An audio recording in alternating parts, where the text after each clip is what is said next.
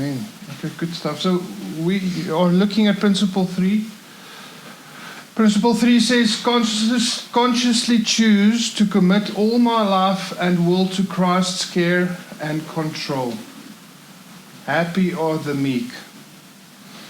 And so I want to start here tonight with just talking about the principle of compounding benefits. So the idea is this, that there's this principle called the compound effect. So how it works, it's actually a financial thing, but it works that if you save money in an account, what happens is that you save X amount this month, you gain interest on that amount. Next month, you don't just get that money back, you get interest on the money you put in and the interest that was added this month, and so it's a snowball effect. Okay, so that's how interest works. So where if you start saving, say in your 20s, like by the time you're 40, you'll pretty much have R1 million. Okay, so like because of the compound effect. And that same principle is not just a financial principle, but it's a emotional and a spiritual principle. It's not about the big changes in life that changes us.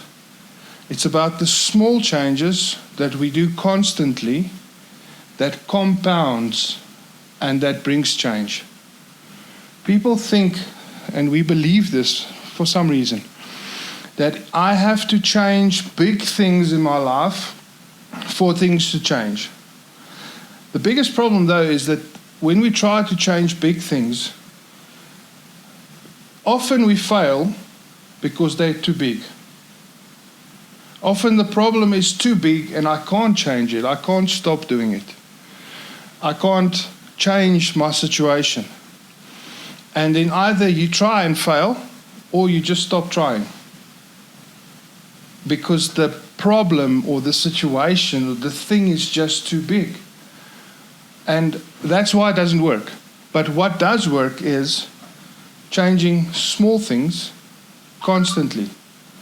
And the small things we change constantly, those things cause the big things to change without us really changing the big things. And this is what we get wrong, is that people think that we should just, you give your life to Jesus and everything just is perfect. Everything just changed. But it just doesn't work that way. For some people it does. For some people they meet Jesus and all their issues are gone. But only for a while, because then they get new issues. And then you have to start working on stuff again. And so what this principle says, I consciously choose to commit all my life to Jesus. My life and my will to Christ. And consciously means that I make a decision to give things over to Jesus. And I want to say it's small things. It's not big things. And it's consciously, constantly giving things over to Jesus. There's this illustration that I really like of that our lives is like a house. And each room in your house symbolizes an area of your life. And so say, for instance, kitchen is your eating habits, lounge is your entertainment habits, bedroom is your sexual habits or your marriage or whatever. So each room. And then you've got a choice to make with this. Is either God is the king, the ruler of that room in your life, or he's not. And if you are the ruler of that area of your life, you decide what comes and goes, what happens there. If God is, he decides and he leads you what happens in that area of your life. The problem is that if God is not the ruler of that area of your life, usually that's the problem area in your life. And so the illustration goes that we need to constantly be giving God the rulership of every area of my life. And especially if it's an area that is a problem already, it should be a red light. There's a problem here, and there's something I need to address here. Don't try to do everything at once. Like, what's the small step I can take to bring change in this area of my life? How can I give a little bit of this back to Jesus? So if entertainment's a problem, stuff you watch, or not necessarily the stuff you watch, but the time you waste watching stuff, then you say, okay, well, either I need to stop doing X, Y, and Z, or I need to just do a little bit less of this specific thing. Because once again, it's not the big changes, it's the little changes over a long period of time where you see change. And that's where we want to get. It's not the instant things that changes us. Because our culture teaches us that. Everything is instant, everything is quick, everything must be cheap. So we're not willing to save up for the expensive thing. We want the cheap thing at China Mall now. Does anyone relate with that? Okay. Or we don't want to cook because that takes long and it's hard work. We want to go to McDonald's.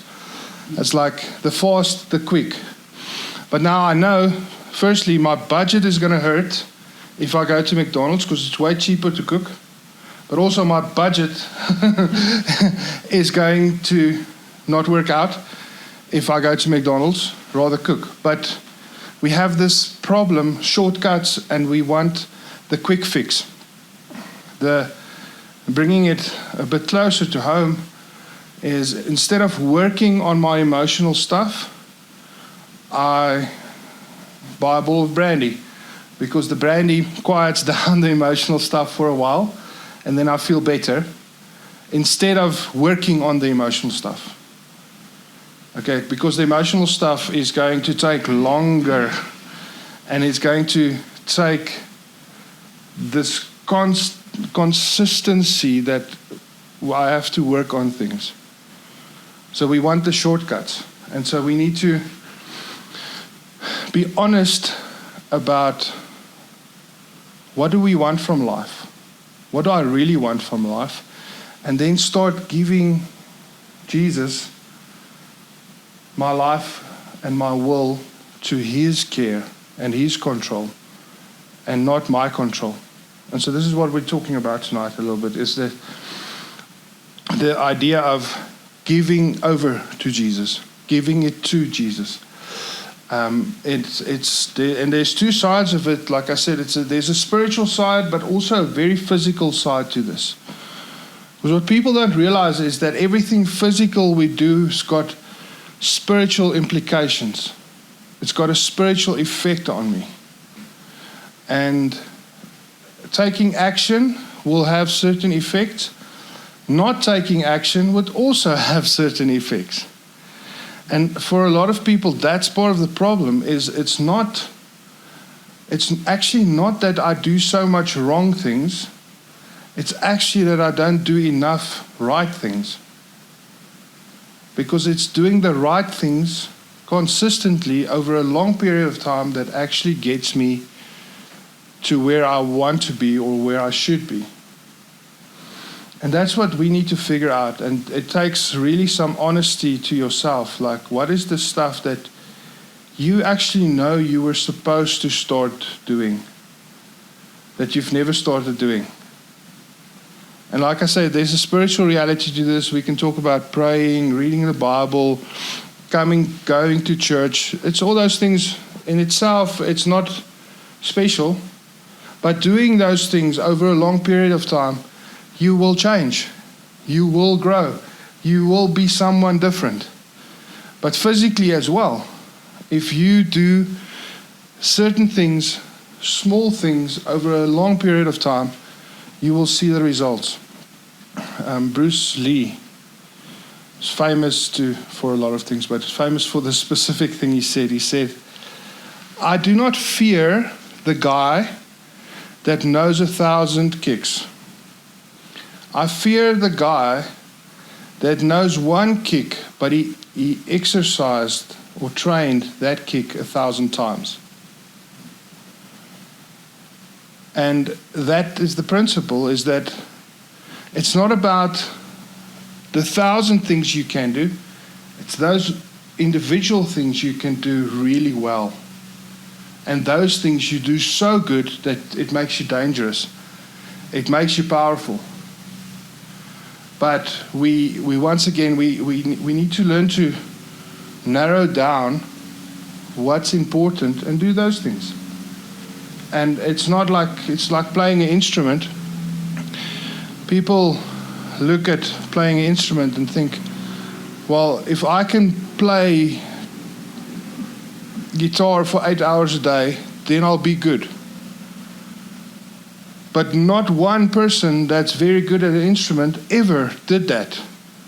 What they did is they started off with spending 15 minutes a day on that instrument over years, and that caused them to be really good. And that's the compound effect. And the spiritual truth to it is,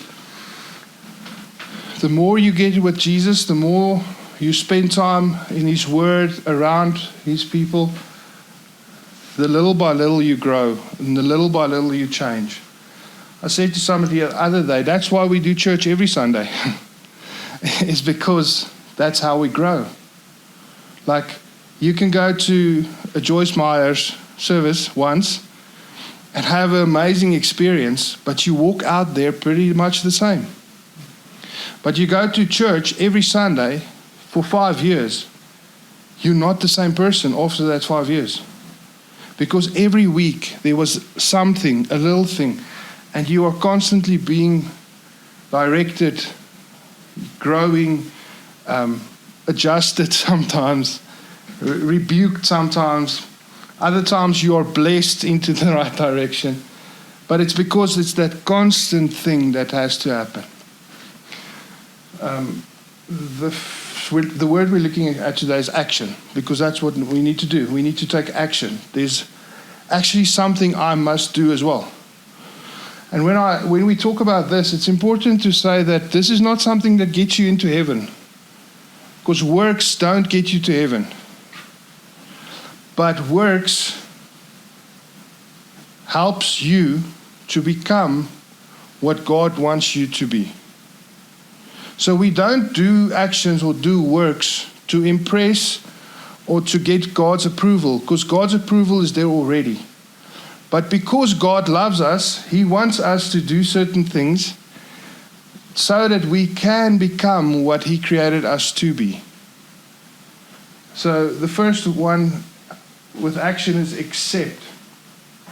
Revelation 3:20 says, "Here I am, I stand at the door and knock. If anyone hears my voice and opens the door, I will come in and eat with that person, and they with me." A lot of people misquote this verse. They say that this is Jesus inviting people who don't know Him to get to know Him or to build a relationship with Him.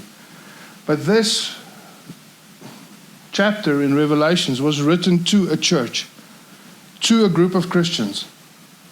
And Jesus is saying to this group of Christians, I'm standing outside of your heart and I'm knocking. If you are willing to open up, I will come in and then I will eat with you. I will spend time with you. So even for Christians, it's not a given that God spends time with you. That's weird. There's actually something I have to do. I need to invite Him into every area of my life. I need to invite Him into every room in my house. He's standing and knocking and saying, I'm here, I'm willing to come in. Will you accept me? Will you accept the invitation and allow me to come in? The next one we're looking at is to commit. Psalm 143, verse 10.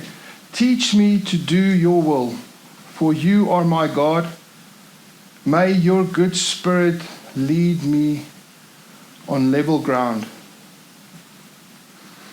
And the thing with, like we were speaking about this a lot already, but the thing of committing is that you realize that there's better for me.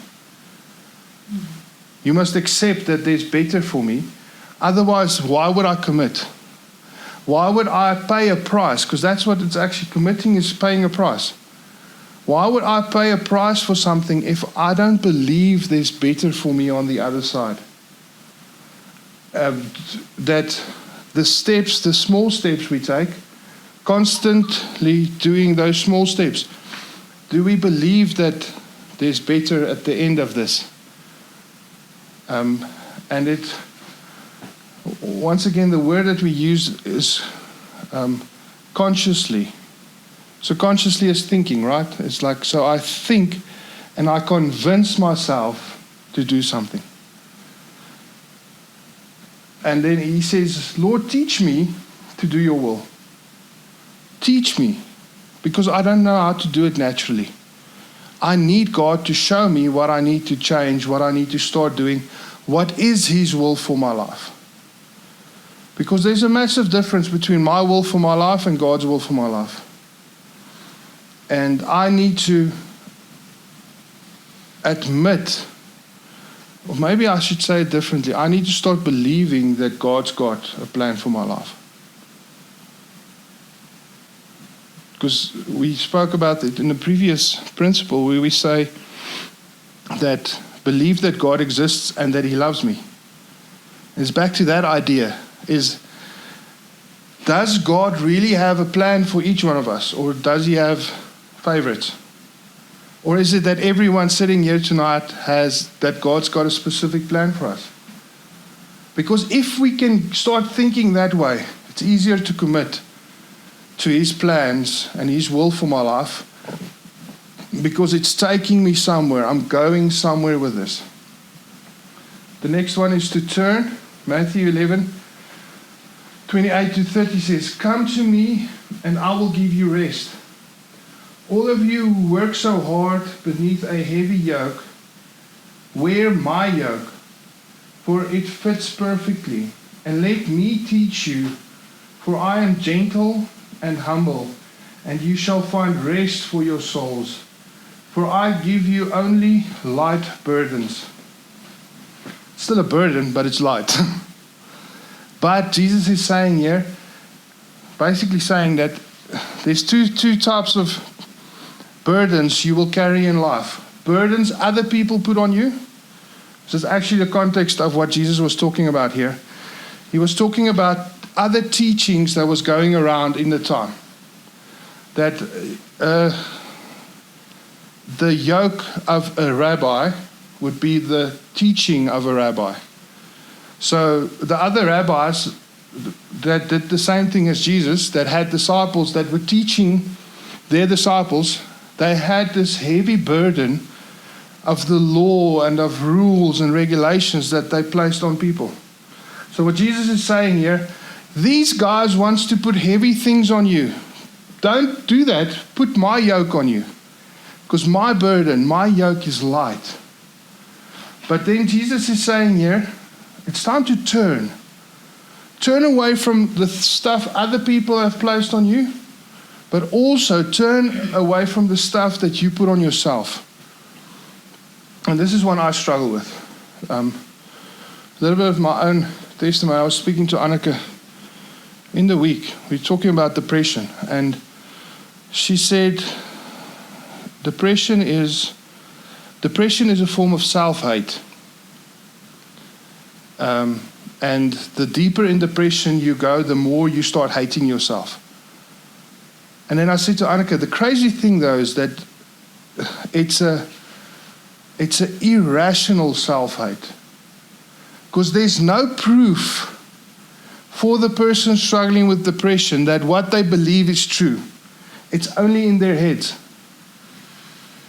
And so what Jesus is saying here, you've been so hard on yourself for so long, and you started hating yourself. Take that burden off as well and put my burden on you. Because my burden is light. My teaching is light.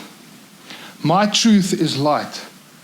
But turn to me. Come to me. The action you need to take is turn to me. Come back to me.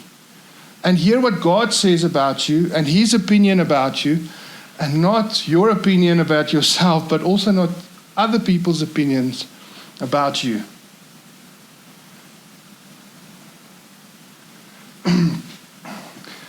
It starts. Philippians 1 verse 6, one of my favorite verses. God, who began a good work within you, will keep right on helping you grow in His grace until His task within you is finally finished. Such a great promise that says God started doing something in you. Way before you thought you were starting to do something, God started doing something in you. And the promise is that He will keep on working in you until He has finished doing what He has to do. But what stops this from happening is my lack of action, my lack of positioning myself in the place where God can do this work. So, other thing I say to people about, once again, church, having Christian people around you, listening to sermons, reading your Bible, all these things in itself isn't magic, but it is this, that when I position myself in a place where God can work with me, the promise is He will work with me. That's the promise. But I position myself. If I keep on running away from everything that looks a little bit Christian, how can God work with me? What I always say about church is that church is, from my perspective, for a pastor and a church leader, my job is actually this. I create a place and an environment for Jesus to work. Because it's not my good preaching. It's not my good singing. It's not my good whatever leadership that will change people. What changes people? Jesus changes people. And when I can create a place where people can meet Jesus, they will change. People will change. And when I can get people to come to church, they position themselves to change. That's what I say. Like, people, if we can get people to come to church, they don't have a choice. They'll change. Because God will do the work. God will do God, and we do we. Does that make sense? It's like, it's a positioning thing. And the promise is that God is doing something, and He's going to carry on doing that thing. As long as you are willing to grow, God will bring the growth in you. It's one day at a time. Matthew 6:34 says, don't be anxious about tomorrow. God will take care of tomorrow. Live one day at a time. This is great advice, because it's the same idea of the compound effect, is that the compound effect is, if I do what I need to do today, tomorrow will fix itself. And it's not just the principle, it's the promise, is that God will sort out tomorrow. But if I do what I need to do today, it will compound on tomorrow, and the day after that, and the day after that.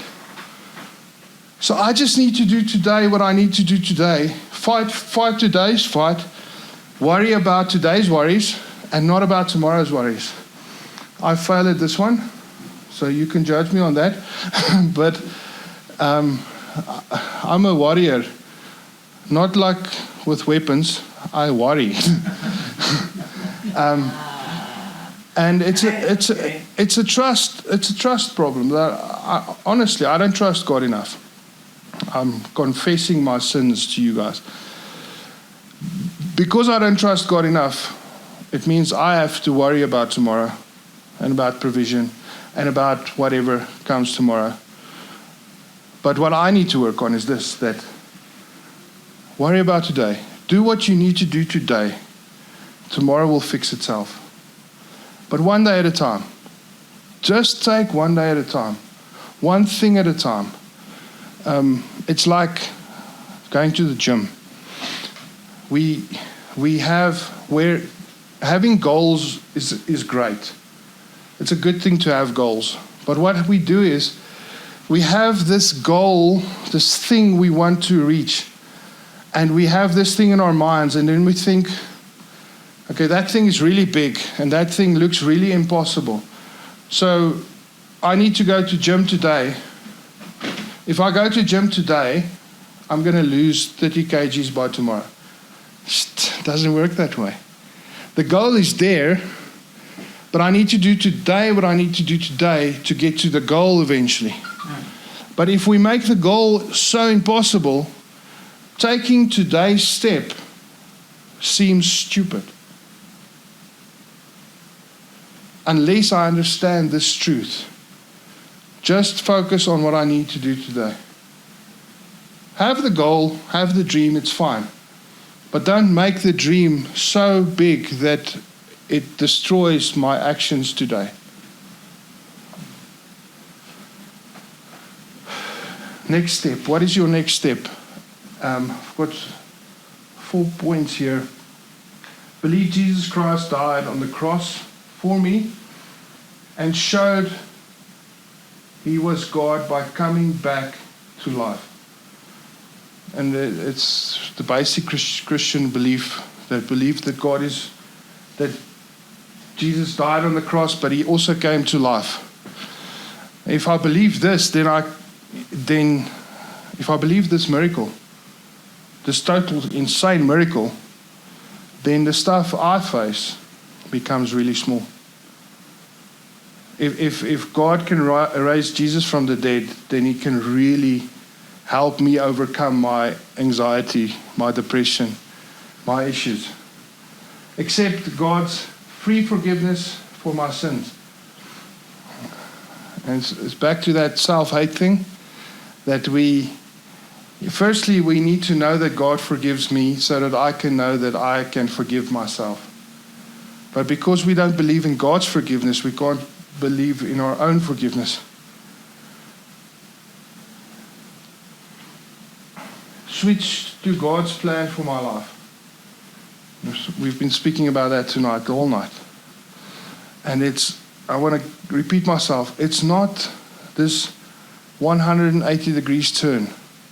It's what's the one thing I can do today? What's the one thing I can do tomorrow that's going to start shifting my direction? What's the small thing I can do? And then don't worry because you're going to not do it tomorrow. Worry about it tomorrow, what you do tomorrow. Just do what you have to do today. And that will start shifting your direction over a long time. Like I said, we want the instant change. We want the instant answers. We want the quick fixes. But the quick fixes, they don't work. And in the long term, they actually hurt us more than they do any good. We must realize that if I want to head into the calling that God has for me, it's not going to happen tomorrow. But what can happen tomorrow, I can take one step, one action closer to God's plan for my life. Express my desire for Christ to be the director of my life. Tell Jesus this, that you want Him to direct your life. But with that, I want to tell you, keep in mind everything I was saying. That when you don't see the fullness of what you desire, don't give up. Don't stop doing it because you don't look like a good Christian. Because there's no such thing. There's no such thing as a good Christian. If you were a good Christian, Jesus would come and get you. Then you are sorted. You go to heaven. You're good. There's no such thing as a good Christian. There is obedient Christians. Obedient Christians do this. They say, Jesus, I want you to lead my life. I want to follow you. Help me with this. And then every day you try your best. What you can do, you do that. And eventually you will start seeing what God has done over a long period of time.